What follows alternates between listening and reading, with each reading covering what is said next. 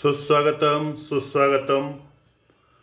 आज या ठिकाणी 12वी भूगोल वर्गातील सर्व विद्यार्थ्यांचे मी प्राध्यापक यादव एस बी गोपाळकृष्ण गोखले महाविद्यालय कोल्हापूर यांच्या वतीने सर्वांचे सहर्ष स्वागत करतो.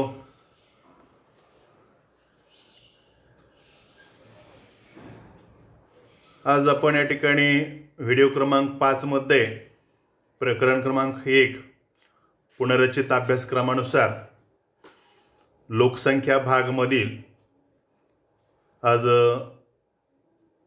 एक नव्यानंच आपण या ठिकाणी उपघटक सुरू करणार आहोत.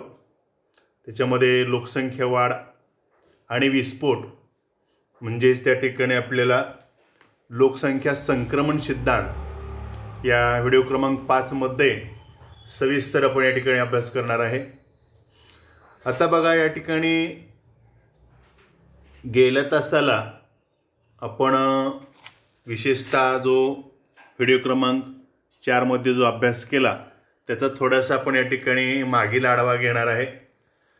आता याच्यामध्ये लोकसंख्या बदलाचे घटक व्हिडिओ क्रमांक 4 मध्ये आपण लोकसंख्या बदलाचे घटक अभ्यासले होते आणि त्यामध्ये विशेषतः जन्मदर म्हणजे काय किंवा त्यालाच आपण ढोबळ जन्मदर म्हणतो किंवा मृत्यूदर म्हणजे काय आणि त्याच्या विशिष्ट सूत्रामध्ये आपण वेगवेगळी संख्या घालून विशिष्ट शहरामध्ये किती लोकसंख्या वाढ झाली किंवा किती घटली किंवा लोकसंख्या जन्मदर मृत्यूदर या सर्वांचा आपण त्या ठिकाणी सविस्तर आढावा घेतला होता. त्यानंतर स्थलांतर म्हणजे काय, त्यानंतर लोकसंख्या वाढ विशिष्ट शहरामध्ये म्हणजे जुनी आकडेवारी आणि नवीन आकडेवारी याच्यानुसार आपण त्या ठिकाणी एकूण लोकसंख्या वाढ आणि लोकसंख्या वाढीचा दरही काढला होता आणि आपण शेवटी त्याच्यामध्ये लोकसंख्या वाढीबरोबर जन्मदर मृत्यूदर याच्या वेगवेगळ्या आकृतीच्या सहाय्यानं त्याची तुलनासुद्धा त्या ठिकाणी केली होती. तर आज आपण या ठिकाणी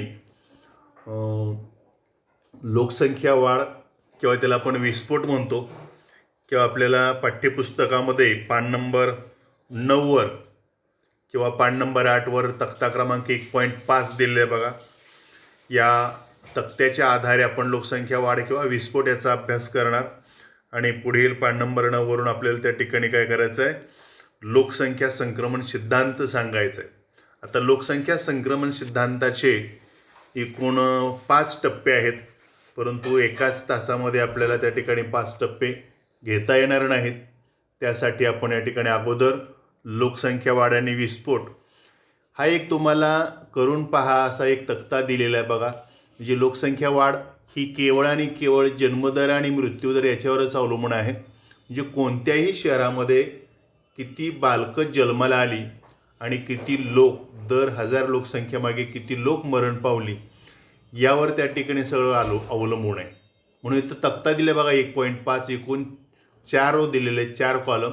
पहिला अनुक्रमांक नंबर, दुसरा जन्मदर किंवा मृत्यूदर आणि तिसरा जो आहे लोकसंख्येवर होणारा परिणाम. आता याच्यावर बघा काय परिणाम होतो, एक तुम्हाला होऊन दिलेला आहे. म्हणजे पाठ्यपुस्तक मंडळानं त्या ठिकाणी काय केलेलं आहे, विशिष्ट शहरामध्ये जर समजा जन्मदर जास्त असेल आणि मृत्यूदर बी जास्त असेल तर त्या ठिकाणी काय परिस्थिती होते, लोकसंख्येवर काय परिणाम होतो, तर त्या ठिकाणी लोकसंख्या ही स्थिर राहते किंवा वाढ जी होणार आहे ते अतिशय संत गतीनं किंवा त्याला आपण कमी वाढ म्हणतो. म्हणजे हे सोडवून दिलेलं आहे, तुम्हाला घरी सोडवायचं आहे. वास्तविक पुनर्रचित अभ्यासक्रमामध्ये किंवा कोरोनाजन्य परिस्थितीमध्ये काही शासनानं निर्णय घेतलेला आहे की करून पहा किंवा थोडं डोकं चालवा असे प्रश्न जे आहेत ते तुम्हाला घरी सोडवण्यासाठी दिलेत. परंतु तुम्हाला या चार्टनुसार तुम्हाला लोकसंख्या वाढ आणि विस्फोट हे समजणारच नाही किंवा जन्मदर आणि मृत्यूदर याच्यातील तफावत समजणार नाही.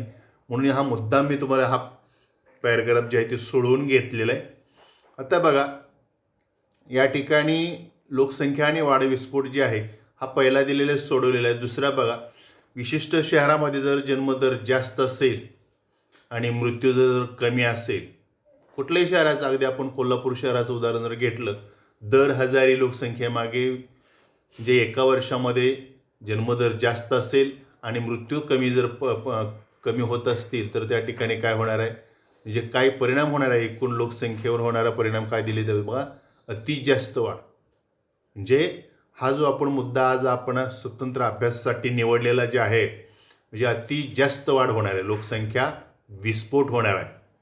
जसं की आपल्याला उदाहरण दिलं जातं बघा, कुठल्याही गोष्टीचा जर अति प्रभाव होत असेल तर त्याचा एक विस्फोट होतो. म्हणजे निव्वळच जन्मदर वाढत आहे आणि मृत्यू जर होत नसेल, जसे की आता आपण वेगवेगळ्या प्रकारच्या आधुनिक सेवा सुविधा उपलब्ध केलेल्या आहेत, आरोग्याच्या चांगल्या अद्ययावत सेवा सुविधा असल्यामुळं लोकांचं मर्तकेचं प्रमाण किंवा आयुर्मान वाढलेलं आहे, लक्षात घ्या. त्यामुळं हा परिणाम आपल्याला लोकसंख्या विस्फोट होण्याचा परिणाम दिसून येतो. त्यानंतर बघा,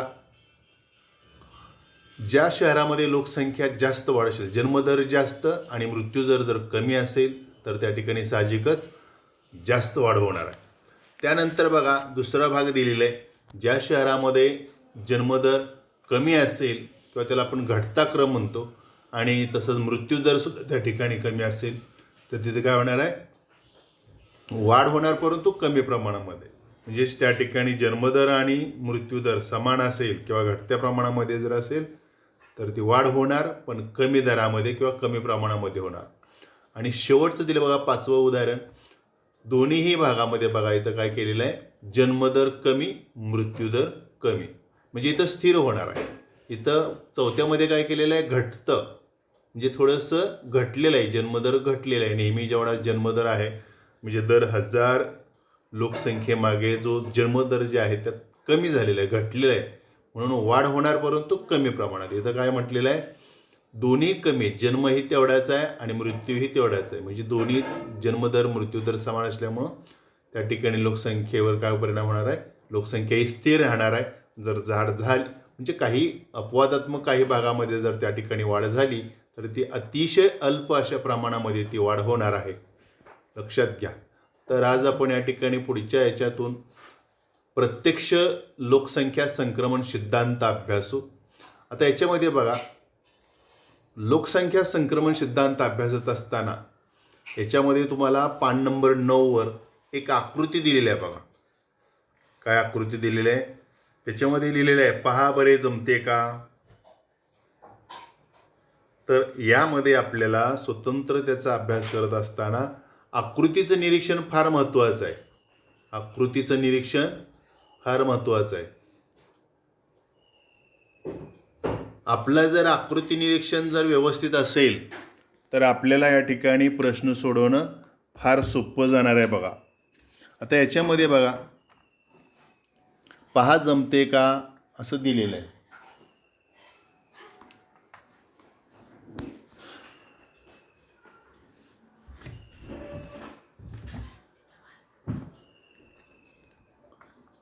एकूण थोडक्यात आलेख काढल्यासारखाच भाग आहे लोकसंख्या संक्रमण सिद्धांत. इथं दिलेले टप्पे, म्हणजे याच्यामध्ये एकूण 5 टप्पे दिलेले आहेत. अतिशय स्थिर, आरंभीच्या काळात विस्तारणारा, तिसरा रो दिलेला बघा नंतरच्या काळात विस्तारणारा, चौथा दिला आहे बघा कमी बदल दर्शवणारा, आणि 5वा दिलेला आहे बघा शून्य वाढ दर्शवणारा. आता याच्यामध्ये बघा इकडं टप्पेमध्ये दिलेल्या रोमध्ये ब मृत्यू आणि दर हजारी होणारे जन्म, म्हणजे दर 1000 लोकसंख्येमागे किती लोक जन्माला पावतात आणि किती लोक मरण पावतात याचं प्रमाण एकाच वाय अक्षावर दिलेलं आहे. एक्स अक्षावर काय केलेलं आहे, टप्पे दिलेले आहेत. इथं दिलं आहे बघा आपल्या माहितीसाठी. इथं काय दिलेलं आहे, पाठ्यपुस्तक सर्वांनी काढायचं. पाठ्यपुस्तक फार महत्त्वाचं आहे बघा. पान नंबर 9 आकृती क्रमांक 1.7 लोकसंख्या संक्रमण सिद्धांत. आणि इथं दिले बघा खाली सूची दिलेली आहे, सूची. आता पाठ्यपुस्तकात दिली नसेल परंतु हा जो आलेखातला जो निळा रेषेचा जो भाग काढलेला आहे तो जन्मदर आहे आणि ह्या काळ्या रेषेनं जो आलेख दाखवलेला आहे तो मृत्यूदर आहे.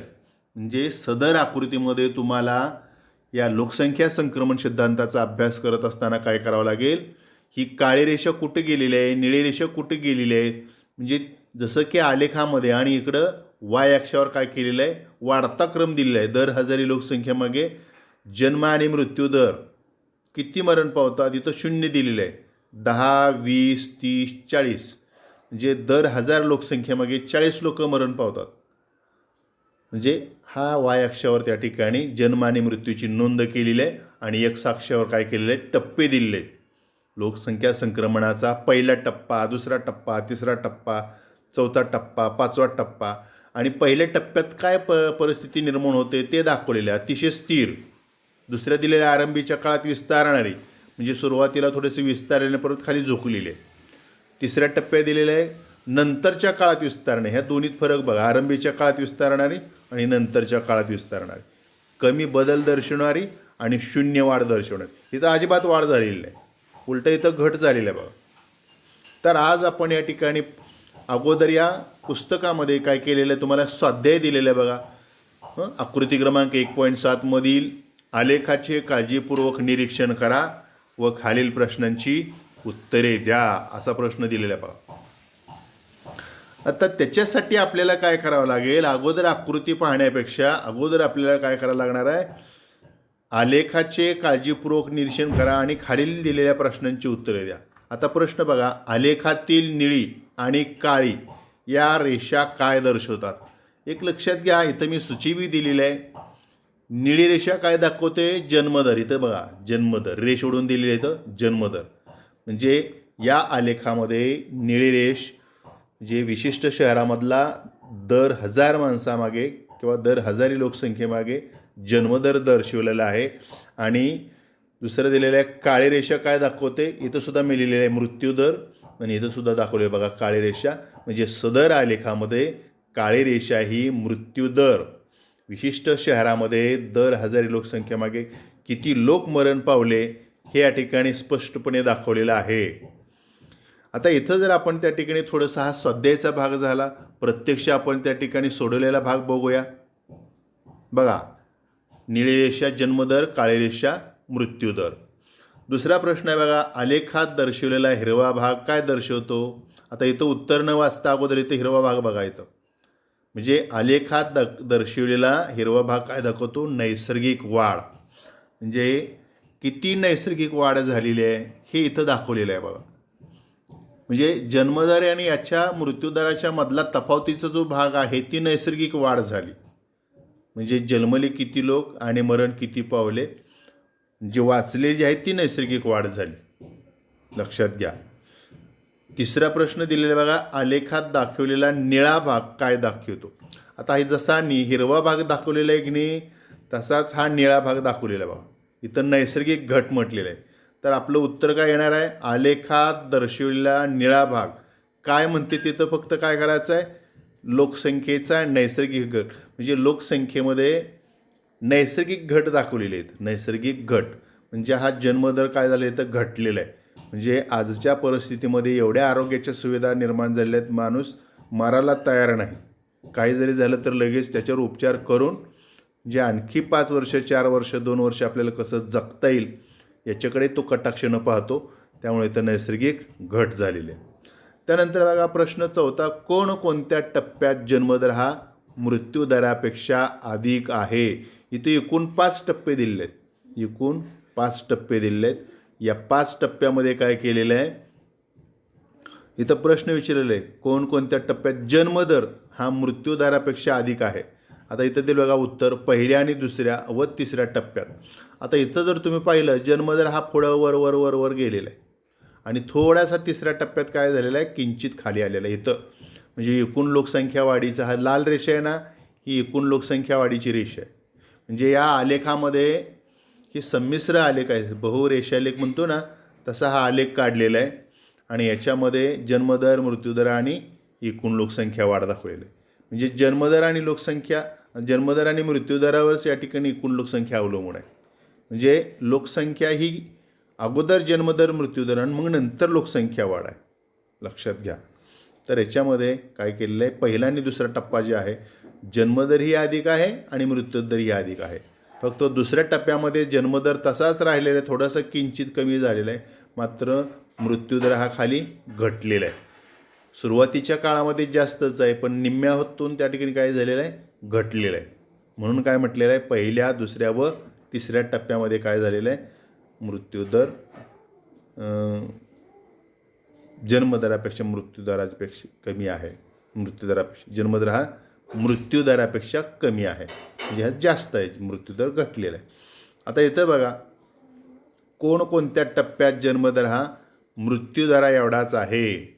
आता इथं जर तुम्ही पाहिलं, विशेषतः चौथा टप्पा जर तुम्ही पाहिला, जन्मदर थोडासा खाली निम्म्यापर्यंत त्या ठिकाणी कमी झालेला आहे. परंतु निम्म्यातून पुढे जर तुम्ही बघितलं चौथ्या टप्प्यामध्ये किंवा चौथ्या टप्प्याच्या शेवटी आणि पाचव्याच्या सुरुवातीला इथं काय झालेलं आहे, म्हणजे जन्मदर हा मृत्यूदरा एवढाच राहिलेला आहे. इथून सुद्धा बघा तुम्ही रेषा जुळलेले एकमेकाला, जन्मदरवरून आलेले एकच दिसतोय, मृत्यूदर हे काळी रेषा तुम्हाला एक दिसते. आणि पाचव्या टप्प्यामध्ये सुद्धा बघा शून्य वाढ दर्शवणारा जो संक्रमण सिद्धांत दिलेला आहे त्याच्यामध्ये समान दाखवलेलं आहे. तर अशा प्रकारे आपल्याला त्या ठिकाणी लोकसंख्या संक्रमण सिद्धांत जे आहे तो या ठिकाणी दर्शवण्यात आलेला आहे. आता आपण पुढील स्लाईडच्या माध्यमातून प्रत्यक्ष लोकसंख्या वाढ जी आहे त्यातील पहिला टप्पा अभ्यासणार आहे.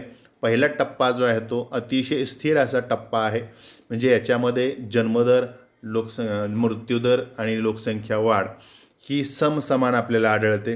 आता याची जर आपण तुलना जर करायचं झालं, परत एकदा तुम्हाला सांगतो की या पहिल्या टप्प्यामध्ये आपल्याला ही निळी रेषा जी दाखवलेली आहे ती जन्मदराची निळी रेषा आहे. तुम्ही पुस्तकामध्ये सुद्धा बघा, या आकृतीमध्ये थोडीशी रिडक्शन केलेलं आहे, लहान केलेलं आहे, त्यामुळे तुम्हाला दिसणार नाही, कारण त्यात आपल्याला आकृती पाठ्यपुस्तकामध्ये दिलेलीच आहे. ते तुम्ही पाहत या ठिकाणी हा अभ्यास करायचा आहे. लक्षात घ्या, या वाय अक्षावर काय केलेलं आहे तर दर हजारी लोकसंख्यामागे जन्म आणि मृत्यू किती जन्म, आता इथं जन्मदर इथं जास्तच आहे, मृत्यू कमी आहे. बघा जन्मदराची निळी रेषा वर आहे आणि मृत्यूदराची रेषा कमी आहे.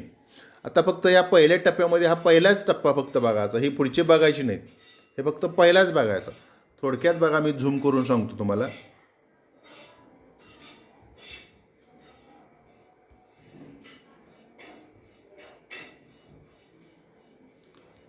तर हा जो पहिला टप्पा जो आहे त्याला अतिशय स्थिर टप्पा म्हटलेला आहे. काय म्हटलेला आहे? अतिशय स्थिर टप्पा. आता या टप्प्यामध्ये काय केलेलं आहे, दर हजारी लोकसंख्या जन्म आणि मृत्यू ही 10, 20, 30, 40मध्ये हे वाय अक्ष आहे आणि हा एक्स अक्ष आहे. हा जन्मदर बघा तुम्ही जास्त आहे आणि हा मृत्यूदर कमी आहे. मी पहिल्यांदाच बघणार आहे आणि या जन्म आणि मृत्यूवर काय आहे तर एकूण लोकसंख्या अवलंबून आहे. इथं जर तुम्ही पाहिलं सुरुवातीच्या काळामध्ये जन्मदर आणि मृत्यूदर समसमान आहे. अगदी पहिला टप्पा जो आहे हा ग्रोथ रेशिओचा आहे. इथं सुद्धा तुम्ही बघा, म्हणजे जवळजवळ 75% भाग हा कॉन्स्टंट दाखवलेला आहे आणि इथून मात्र काय झाली, लोकसंख्या हळूहळू ग्रोथ किंवा वाढ होत असलेली आपल्याला दिसून येते. म्हणजे त्याची तुलना जर आपण करायची झाली, म्हणजे या निळ्या रेषेच्या जन्मदराची आणि काळ्या रेषेच्या मृत्यूदराची तुलना जर केली तर जन्मदर आणि मृत्यूदर हे दोन्हीही जास्त आहेत. हे जास्त आहेत बघा तुम्ही, इथं खाली तर आलं आहे पण इथं अजिबात खाली आलेलं नाही, म्हणून दोन्ही कसे आहेत तर ते जास्त आहेत.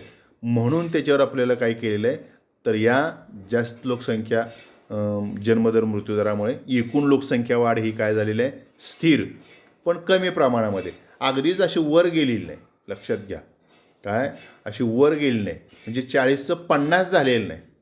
40चं दर हजारी माणसं 40च वाढलेले आहेत पण 50 वाढलेले नाहीत. म्हणून इथं काय म्हटलेलं, लोकसंख्या वाढ ही स्थिर आहे, म्हणजे फ्लेक्झिबल जास्त दिसत नाही. दोन्हीच्या मधला अंतर समसमान आहे. जर एकमेकामध्ये मिसळले असतील तर त्याच्यामध्ये आपल्याला कधी जन्मदर वाढला आहे तर कधी मृत्यूदर वाढला अशी परिस्थिती निर्माण झाली असती. इथं मात्र काय आहे, लोकसंख्या ही वाढ स्थिर आहे पण ती कमी आहे. आता त्याची वैशिष्ट्य आपण अभ्यासणार आहे. बघा काय वैशिष्ट्य आहेत, म्हणजे या पहिल्या टप्प्याच्या लोकसंख्या संक्रमणाच्या सिद्धांतामध्ये काय सांगितलेलं आहे तर ही परिस्थिती का निर्माण झाली, जास्त जन्मदर होण्याची कारणं काय असतील किंवा त्याचे वैशिष्ट्य जर सांगितले. पहिले वैशिष्ट्य बघा, जास्त मुलं होणं किंवा असणं ही चांगली धारणा आहे. म्हणजे कुठल्याही कुटुंबामध्ये जर जास्त मुलं असतील तर ती जास्त मुलं असणं ही चांगली अशी धारणा मानली जाते. म्हणजे पूर्वीच्या काळामध्ये घरामध्ये आपल्या आजी आजोबा जर पणजी असेल तर त्यांना जर तुम्ही विचारलं तर आमच्या वेळी त्या ठिकाणी आपल्या कुटुंबामध्ये मला 7 बहिणी होत्या, आजोबा म्हणतोय मला 5 भावंड होते किंवा 7 भावंड होते, 8 भावंड होते. म्हणजे पहिलं कुटुंब पद्धतीमध्ये त्या ठिकाणी जास्त मुलं होणं ही चांगली धारणा मानली जायची. त्यामुळं आपल्याला त्या ठिकाणी काय आहे तर अशा पद्धतीचा लोकसंख्या वाढीचा जो दर जो आहे तो कॉन्स्टंट किंवा आपण त्याला पण स्थिर म्हणतो. दुसरं वैशिष्ट्य जर सांगितलं तर त्यावेळेस आर्थिक स्थिती ही दुय्यम होती.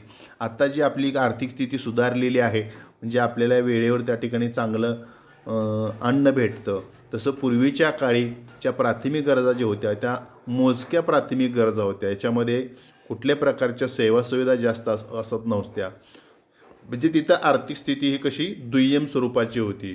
तिसरं वैशिष्ट्य दिलं बघा, देशाची अर्थव्यवस्था शेतीवर अवलंबून होती. म्हणजे त्या पहिल्या टप्प्यामध्ये जर आपण पाहिलं ही समसमान दिसण्याचं कारण काय असेल तर त्यावेळी सर्व लोक म्हणजे आत्ता जे आपल्याला पाठ्यपुस्तकामध्ये बघा अनुक्रमणिकेत दिलेला आहे अभ्यासक्रम म्हणजे मानवाच्या आर्थिक क्रियामध्ये प्रथम श्रेणी, द्वितीय श्रेणी, तृतीय श्रेणी अशा श्रेणीवर्ग दिलेत. तर त्यावेळेस फक्त प्रथम श्रेणीच्या व्यवसायावर, प्रथम श्रेणीचा व्यवसाय म्हणजे काय, शेती. म्हणजे देशाची पूर्णपणे अर्थव्यवस्था काय असायची, पूर्णपणे शेतीवर अवलंबून असायची. म्हणजे घरातील पूर्णपणे जेवढे लोक असतील ते शेतीमध्ये राबायचे. आणि त्याच्या अगदी उलट जर सांगायचं झालं तर द्वितीयक आणि तृतीयक व्यवसायाचे प्रमाण कमी. म्हणजे प्रथम श्रेणी म्हणजे शेतीतून उत्पादन घेणं, द्वितीय श्रेणी म्हणजे त्या कच्च्या मालावर प्रक्रिया करणं आणि तृतीय श्रेणी म्हणजे कच्च्या मालाचं पक्क्या मालात रूपांतर केल्यानंतर त्याला बाजारपेठ उपलब्ध करून देणं. ही जी श्रेणीवर्ग जे आहेत थोडक्यात द्वितीय आणि तृतीयक श्रेणीवर्ग जो आहे तो अतिशय कमी प्रमाणामध्ये होता. लक्षात घ्या. पाचवं दिलं बघा शैक्षणिक संधी मर्यादित.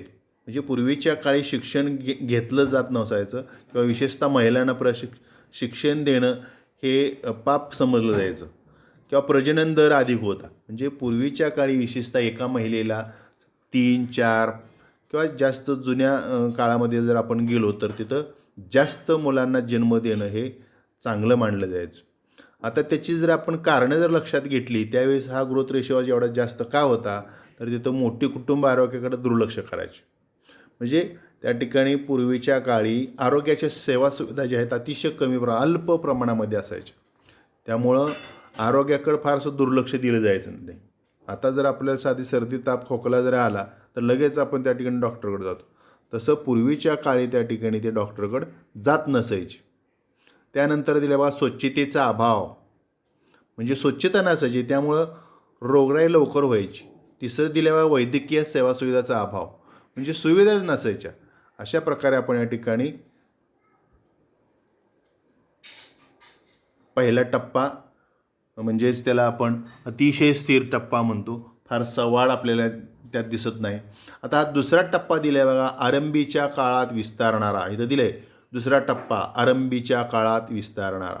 म्हणजे इथं विस्तार झालेला आहे, थोड्या निम्म्यातून काय झालेलं आहे खाली झुकलेलं आहे. आणि मृत्यूदर जर तुम्ही बघितला तर जवळजवळ 30% 35% हा मृत्यूदर खाली इथं घसरलेला आहे. म्हणजे सावकाश घसरलेलं आहे आणि इथं मात्र समान ह्याच्यामध्ये घसरलेलं आहे. तर आपण या जन्मदराची आणि या काळ्या रेषेच्या मृत्यूदराची जर तुलना केली तर आपल्याला काय पाहावयास मिळतं बघा, जन्मदर जास्त. हा जन्मदर कसा आहे, जास्त परंतु स्थिर. म्हणजे इथं काय आपल्याला फ्लेक्झिबल अशा रेषा दिसत नाहीत, म्हणजे स्थिर आहे. म्हणजे पहिल्या टप्प्यामध्ये जी परिस्थिती आहे तीच थोडीशी घट झालेली दिसते. म्हणून इथं दिलं बघा मृत्यूदर घटता. म्हणजे इथं मृत्यूदर घटलेला आहे. आता याच दुसऱ्या टप्प्याला जसा आरंभीच्या काळात विस्तारणारा टप्पा म्हणतो ना तसंच या ठिकाणी लोकसंख्या विस्फोटाचा टप्पा म्हणतो. म्हणजे स्वातंत्र्यापूर्वी ही परिस्थिती पहिल्या टप्प्यातली होती. स्वातंत्र्यानंतरची जी परिस्थिती होती त्यावेळेस आपल्याला ह्या आरंभीच्या काळात विस्तारणारा टप्पा त्यालाच लोकसंख्या विस्फोटाचा टप्पा म्हणतो. आणि आता या दुसऱ्या टप्प्यात फक्त हा दुसराच आरंभीचा टप्पा एवढाच अभ्यासाचा आहे. पुढच्या आपण लेक्चरला ही 3रा 4था 5वा हे स्वतंत्र अभ्यासू. तर याच्यामध्ये बघा काय दिलं आहे बघा, म्हणजे जन्मदर जास्त परंतु स्थिर. हा जन्मदर कसा आहे, जास्त आहे पण स्थिर आहे. आणि मृत्यूदर घटलेला आहे. मृत्यूदर कसा आहे, घटलेला आहे. ही काळी रेषा काय दिसते दाखवते तर घटलेली दाखवते. त्यामुळं या तफावतीमुळं काय झालेलं आहे, एकूण लोकसंख्या वाढ झालेली आहे. इथं जर तुम्ही खाली बघितलं, इथं लोकसंख्या वाढ स्थिर आहे, थोडीशी शेवटच्या टप्प्यामध्ये वाढलेली आहे.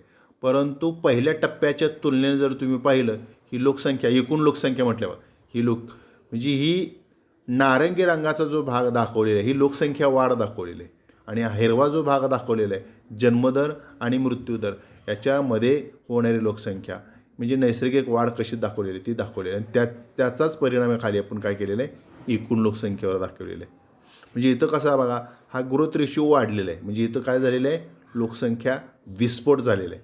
आणि ही लोकसंख्या विस्फोट होण्याची कारणं जर आपण लक्षात घेतली, किंवा मृत्यूदर घटला, इथं मृत्यूदर का घटलेला आहे त्याची कारणं सांगायची. दुसऱ्या टप्प्यामध्ये आरंभीच्या काळात विस्तारणारा जो टप्पा आहे, दुसऱ्या टप्प्यात महत्त्वाचा मृत्यूदर का घटला, तर त्याची कारणं आहेत. आता लक्षात घ्या, आजच्या आधुनिक युगामध्ये लोकांना विशेषतः स्वातंत्र्यानंतर काय परिस्थिती निर्माण झाली की वेगवेगळ्या प्रकारच्या सेवासुविधा निर्माण झाल्या. उदाहरणार्थ विज्ञान तंत्रज्ञानाच्या विकासामुळे काय झालं, वैद्यकीय आणि आरोग्याच्या सुविधा त्या ठिकाणी जास्त उपलब्ध झाल्या. दुसरं काय दिलं बघा, रोगराईवर नियंत्रणाचा प्रयत्न. म्हणजे जे रोग त्या ठिकाणी त्या वर्षामध्ये, जसं आपल्याला या ठिकाणी महामारी कोरोनाजन्य परिस्थिती जी आहे त्याच्यावर आपण वेगवेगळ्या प्रकारची लस शोधून काढलेली आहे, किंवा त्याच्यावर थोडंसं आणखी संशोधनाचा भाग सुरू आहे. तसं त्यावेळेस त्या ठिकाणी सुविधा उपलब्ध करून दिल्या. त्यानंतर शेती आणि उद्योगामध्ये वाढ, त्यामुळं कुपोषण ही कमी झालं. म्हणजे आपल्याला 3 टाईम व्यवस्थित पुरेसं आहार मिळाला की त्या ठिकाणी कुपोषणाचं प्रमाण कमी झालं. म्हणजे कुपोषणानं मरणारे बालकाचे जे प्रमाण जे आहे ते घटलं. त्यामुळे साहजिक लोकसंख्या ही वाढली. शेतीमध्ये वाढ झाली, उद्योगामध्ये वाढ झाली, त्यामुळं लोकांचं राहणीमान उंचावलं, साहजिकच त्याची आर्थिक सुबत्ता वाढली. त्यामुळं आधुनिक अशा आरोग्याच्या सुविधा उपलब्ध केल्या आणि त्यांनी काय केलं, आपलं जनजीवन सुखकर केलं. आणि साहजिकच पूर्वीच्या काळी 50, 58, 60 वयामध्ये मरत होती, ते आता आपल्याला त्या ठिकाणी 70, 78, 100 म्हणजे प्रत्येकाच्या आरोग्यावर त्या ठिकाणी त्याचा आयुर्मान वाढलं थोडक्यात. त्यामुळे आपल्याला काय झालं, तर लोकसंख्या ही विस्फोट झालेला दिसून येतो. आता थोडक्यात मृत्यूदर घटणं म्हणजे लोकसंख्या विस्फोट होणं. आणि चौथं दिलं बघा, लोकसंख्या नियंत्रणाचे प्रयत्न केले जातात. आता याच्यामध्ये लोकसंख्या नियंत्रणाचे प्रयत्न आटोकाट प्रयत्न या ठिकाणी केलेले आहेत, म्हणून खऱ्या अर्थाने तर मृत्युकेचं प्रमाण घटलेलं आहे. आता उदाहरण जर द्यायचं झालं तर बांगलादेश, युगांडा, नायजर, कांगो इत्यादी देश जे आहेत ते काय आहेत, तर ह्या दुसऱ्या टप्प्यामध्ये आपल्याला त्याचा समावेश करता येतो. अशा प्रकारे आज आपण या ठिकाणी लोकसंख्या वाढ आणि विस्फोट याचा सविस्तर आपण या ठिकाणी अभ्यास केलेला आहे. त्याच्यावर आधारित आपण लोकसंख्या वाढीचा पहिला टप्पा, त्याला आपण अतिशय स्थिर टप्पा म्हणतो, आणि दुसरा टप्पा जे दिलेला आहे तो आरंभीच्या काळात विस्तारणारा टप्पा, हे आपण सविस्तर अभ्यास केला. तर आज आपण घरी स्वाध्याय लिहून घ्यायचा आहे. आपल्याला आता झालेल्या याच्यामध्ये लोकसंख्या टिपासाठी प्रश्न दिले आहे. लोकसंख्या संक्रमण सिद्धांताचा दुसरा टप्पा, यावर आपल्याला 4 गुणांसाठी टिप लिहायची आहे. आणि दुसरा एक प्रश्न तुम्हाला स्वाध्यायासाठी दिले बघा, आकृती काढून नावे द्या. आता जी तुम्हाला दाखवलेली आकृती आहे वहीमध्ये बघायची, आणि एक A4 साईजचा आलेख वही घ्यायची. त्या आलेख वहीमध्ये काय करायचे आहे, लोकसंख्या संक्रमण सिद्धांताची आकृती काढा आणि योग्य त्या ठिकाणी नावे द्या. अशा प्रकारे आज आपण या ठिकाणी सर्वात व्हिडिओ क्रमांक 5मध्ये सर्वांचं या ठिकाणी व्यवस्थितरित्या तुम्ही अभ्यास केला त्याबद्दल धन्यवाद मानतो.